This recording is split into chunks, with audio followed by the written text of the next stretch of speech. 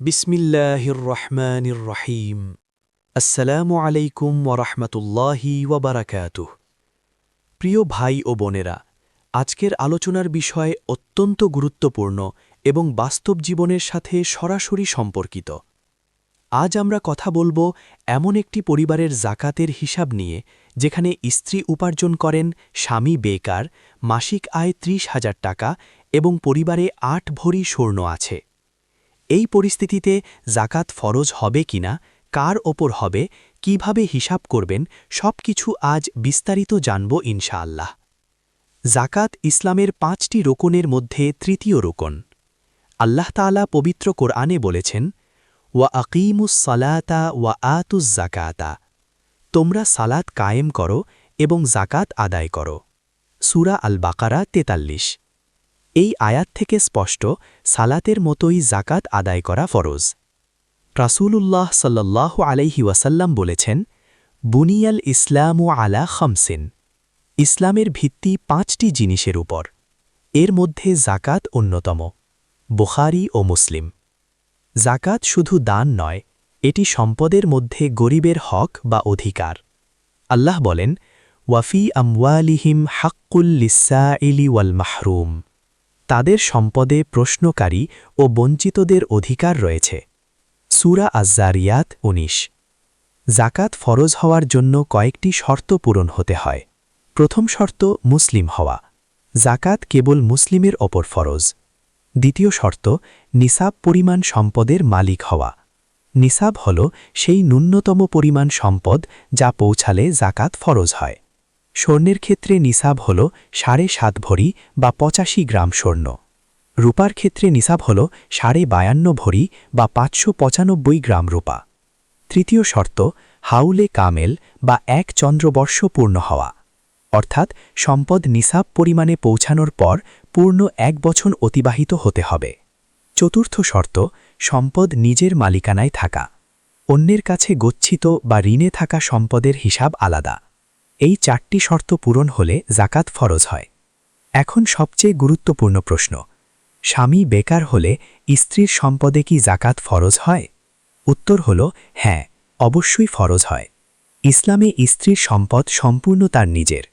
স্বামী বেকার হোক বা চাকরিজীবী হোক, স্ত্রীর অর্থ, স্বর্ণ বা সম্পদের মালিক স্ত্রী নিজেই।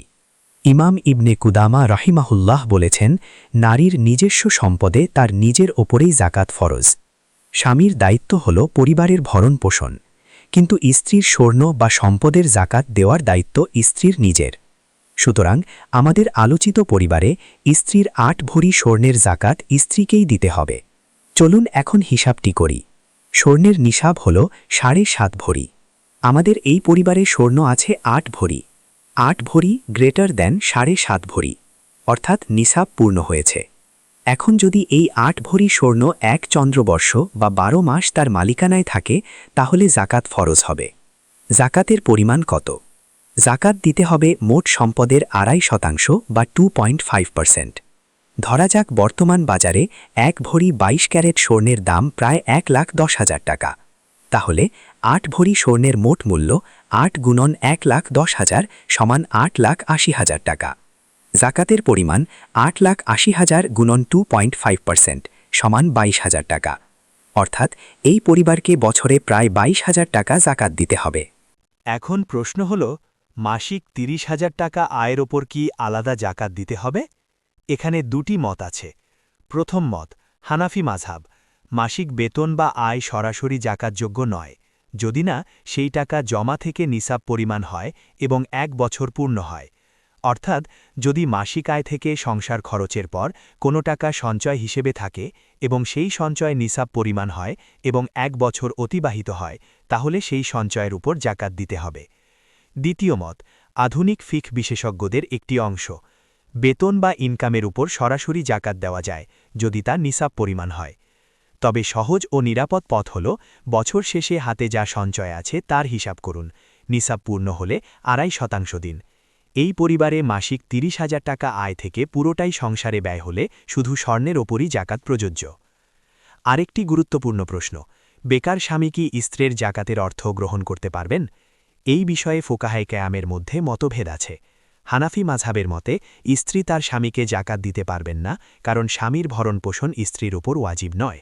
কিন্তু স্বামী স্ত্রীর মধ্যে পারস্পরিক আর্থিক সহযোগিতার সম্পর্ক জাকাত দেওয়া নেওয়াকে সন্দেহযুক্ত করে।